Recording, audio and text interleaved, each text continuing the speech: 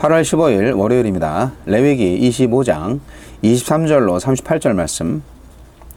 토지를 영구히 팔지 말 것은 토지는 다 내 것임이니라. 너희는 거류민이요 동거하는 자로서 나와 함께 있느니라. 너희 기업의 온 땅에서 그 토지 무르기를 허락할지니 만일 네 형제가 가난하여 그의 기업 중에서 얼마를 팔았으면 그에게 가까운 기업 물을 자가 와서 그의 형제가 판 것을 물을 것이요 만일 그것을 물을 사람이 없고 자기가 부유하게 되어 물을 힘이 있으면 그 판 해를 기수하여 그 남은 값을 산자에게 주고 자기의 소유지로 돌릴 것이니라. 그러나 자기가 물을 힘이 없으면 그 판 것이 희년에 이르기까지 산자의 손에 있다가 희년에 이르러 돌아올지니 그것이 곧 그의 기업으로 돌아갈 것이니라. 성벽 있는 성 내의 가옥을 팔았으면 판지 만 1년 안에는 물을 수 있나니 곧 그 기한 안에 물으려니와 1년 안에 물으지 못하면 그 성 안의 가옥은 산자의 소유로 확정되어 대대로 영구히 그에게 속하고 희년에라도 돌려보내지 아니할 것이니라. 그러나 성벽이 둘리지 아니한 촌락의 가옥은 나라의 전토와 같이 물러주기도 할 것이요 희년에 돌려보내기도 할 것이니라. 레위 족속의 성읍 곧 그들의 소유의 성읍의 가옥은 레위 사람이 얼마든지 언제든지 물을 수 있으나 만일 레위 사람이 물으지 아니하면 그의 소유 성읍의 판 가옥은 희년에 돌려보낼지니 이는 레위 사람의 성읍의 가옥은 이스라엘 자손 중에서 받은 그들의 기업이 됨이니라. 그러나 그들의 성읍 주위에 있는 들판은 그들의 영원한 소유지이니 팔지 못할지니라. 내 형제가 가난하게 되어 빈손으로 내 곁에 있거든 너는 그를 도와 거류민이나 동거인처럼 너와 함께 생활하게 하되 너는 그에게 이자를 받지 말고 내 하나님을 경외하여 내 형제로 너와 함께 생활하게 할 것인즉 너는 그에게 이자를 위하여 돈을 구워주지 말고 이익을 위하여 내 양식을 구워주지 말라. 나는 너희 하나님이 되며 또 가나안 땅을 너희에게 주려고 애굽 땅에서 너희를 인도하여 낸 너희의 하나님 여호와이니라.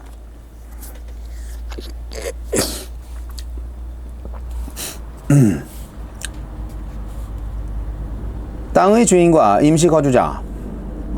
희년법과 관련해서 기업 무르기의 기본 규정과 여러 사례를 소개합니다. 가난한 형제들을 위해서 이자를 받지 못하게 하셨습니다. 하나님은 어떤 분입니까? 가나안 땅과 그 땅 모든 것의 영원한 주인은 하나님이시며 이스라엘 백성은 무상으로 잠시 거주하는 세입자요 나그네요 순례자입니다. 그러니 더 편하고 더 부하고 더 큰 힘을 갖기 위해서 땅을 사고 팔 수 없습니다.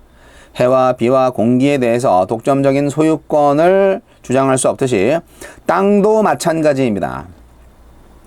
우리 역시 주인이 아니며 하느님의 허락하신 시간 동안 맡기신 것을 가꾸고 돌보는 청지기와 소작인입니다.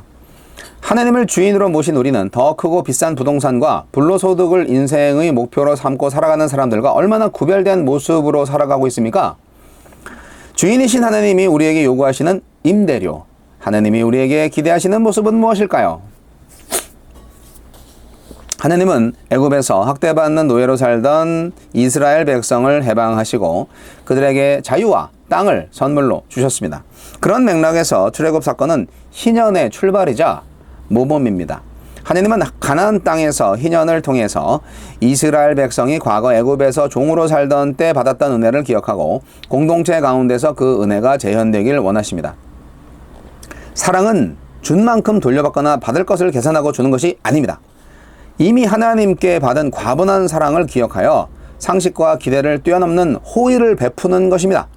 안타깝게도 우리 사회에서 약자에 대한 혐오와 조롱의 목소리가 점차 높아지고 있는데 우리는 가난한 자를 학대하거나 조롱하는 자는 그를 지으신 하나님을 멸시하는 것이라는 말씀, 잠언서 14장 31절 17장 5절 그 말씀과 지극히 작은 자에게 한 것이 곧 내게 한 것이라 마태복음 25장 40절 말씀 기억해야 합니다.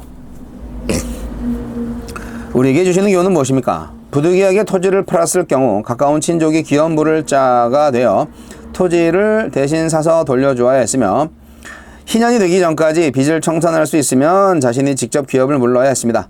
예수님은 죄 때문에 사탄에게 팔린 우리의 영적 기업을 되찾아 주시는 고엘이 되려고 오셨습니다. 구속자 고엘. 이 은혜를 받은 우리는 가족이나 친족, 이웃의 어려움을 보면 적극적으로 도와야 합니다. 주여, 저의 기업물을 구속자가 되어주신 주님, 저도 제 이웃에게 그 사랑을 거저 베풀게 하소서. 와우. 오늘 아주 실제적인 교훈을 말씀해 주시고 있네요. 하지만 실천하기는 참 거북한 교훈이 되겠죠. 이 뭐 기업 무르기라고 되는데, 이제 무르기라는 말이 히브리어로 가알이고 구원하다, 구속하다는 뜻이에요. 무르는 사람을 고엘이라고 합니다. 그래서 예수님은 우리의 고엘이 되십니다. 우리의 구속자가 되십니다.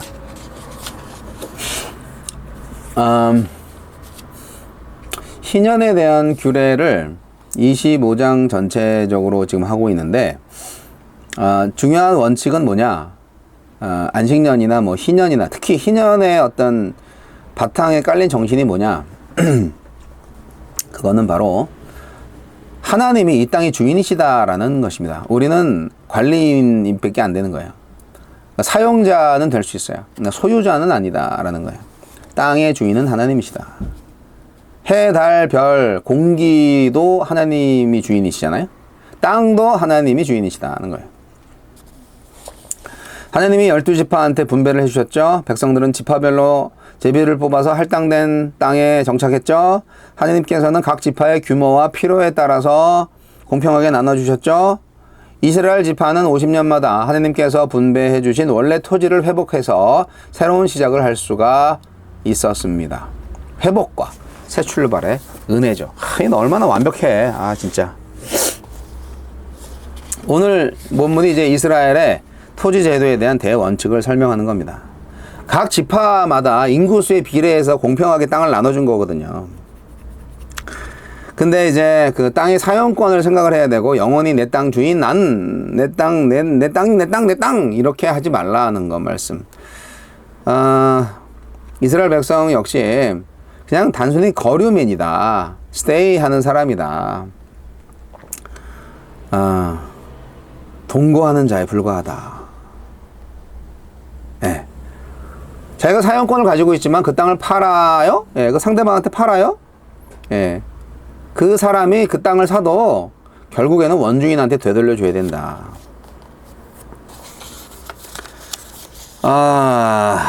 토지를 왜 팔았을까요? 어려우니까 팔았지. 예, 요즘 국가가 디폴트 돼가지고 막 우리 섬 하나 가져가세요. 막 이런 국가가 있어요. 예. 빚을 얻어야 되는데, IMF에서 빚을 얻어야 되는데 국가가 채무를 못 해가지고 못 갚아가지고 다른 나라한테 땅을 막 영구 사용권 막 99년 사용권 막 이런 거 주는 거, 그런 게 가끔 뉴스에 나오면 참 무섭네 라는 생각이 듭니다. 희년이 되면은 모든 토지를 원주인한테 무조건 돌아가게 해줘야 돼요. 그게 희년 제도예요. 근데 그 전에라도 이제 토지를 물으려고 하면 몇 가지 방법이 있다는 걸 말하는 거예요. 예. 형제나 친족이 토지를 물으려고 하면은 그냥 그 토지 값을 치러주고 물으면 된다. 예. 근데 이제 형제가 땅을 팔아버린 경우에 그 땅을 대신 사는 경우도 해당될 수 있고, 또 형제가 땅을 팔아야 할 상황이 되었을 때 또 그 형제에게서 그 땅을 구입해서 관리를 할 수도 있고, 뭐 관리하다가 희년이 되면은 또 다 돌려줘야 되고, 뭐 토지를 팔았던 사람이 다시 부유하게 돼서 스스로 그 땅을 다시 살 수 있다. 그러면 다시 그대로 사서 땅을 또 되돌려야 한다는 거죠. 그러니까 이제 악용할 수 있죠. 내가 다시 살 능력이 되는데 돈 주고 안 사고 희년 될 때까지 기다려. 그러면 나쁜 놈이 되는 거죠. 그러니까 하나님이 제도를 뭐 이렇게 완벽하게 만들었다 할지라도 제도를 운용하는 사람들의 정직과 순전함이 없으면 얼마든지 인간들은 죄를 지을 수 있습니다. 뭐 다 자세히 살필 필요는 없을 것 같고요. 왜냐하면 오늘날 이게 다 적용되는 건 거의 없기 때문에 우리가 이 희년 제도 토지 물음의 교훈을 통해서 우리가 어떻게 이것을 우리의 삶에 오늘날 21세기를 사는 우리들에게 어떤 의미로 어떤 적용을 해야 될 것인가를 생각해야 되겠죠.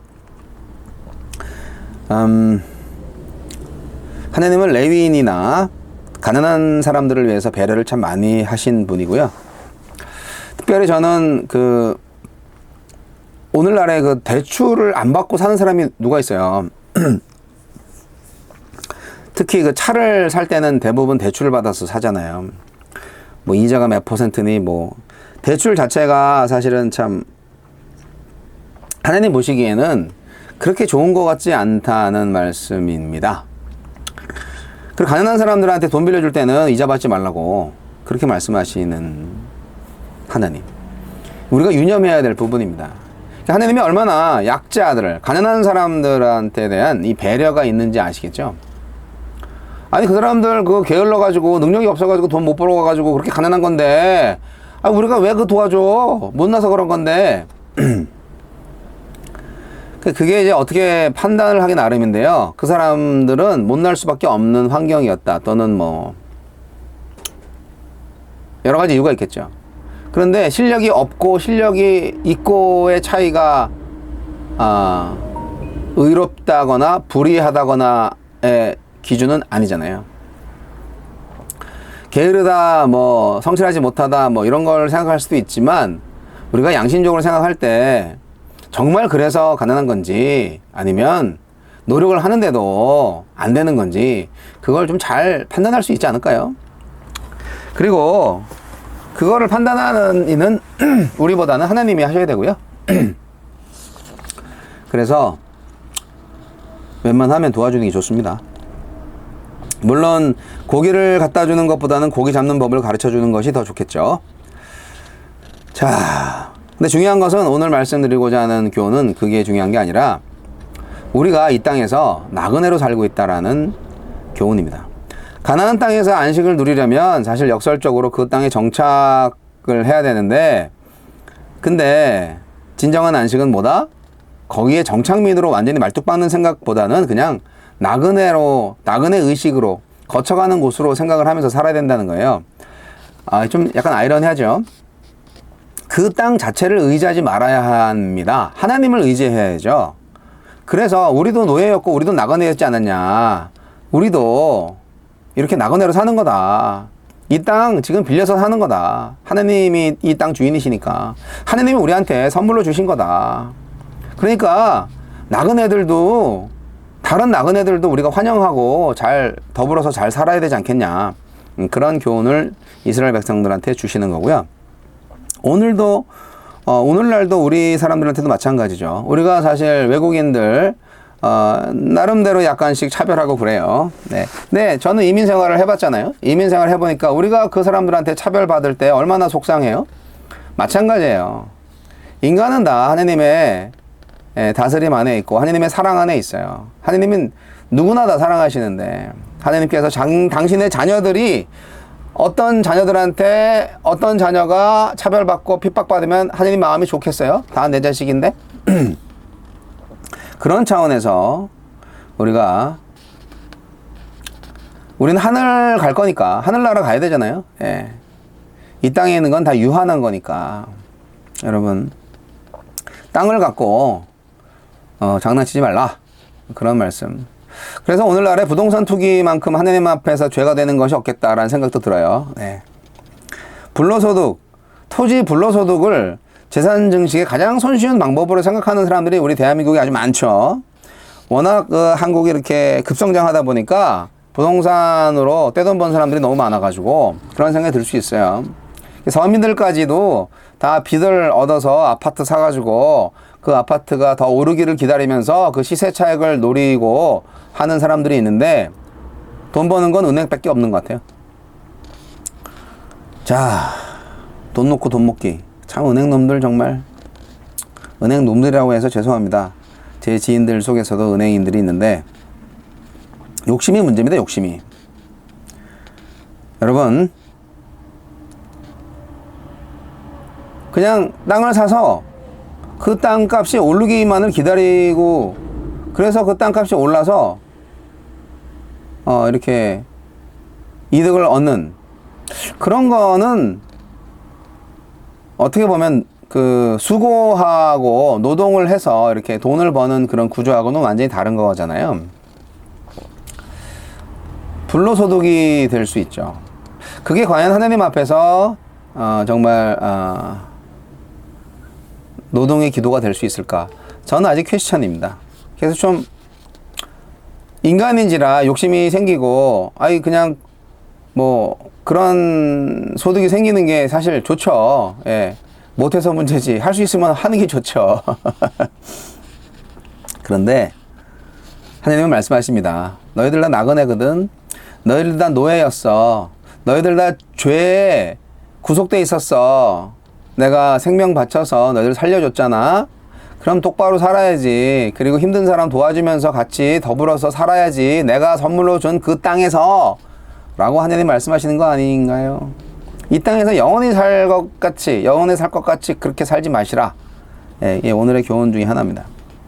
나그네의 삶을 살고 구속자로 산다는 것은 노예로부터 구속해 주신 하나님의 은혜를 기억한다는 뜻입니다. 하나님의 사랑을 기억하면서 생존의 어려움을 겪는 동족들, 이웃들한테 그 사랑을 베풀어야 한다는 것이죠.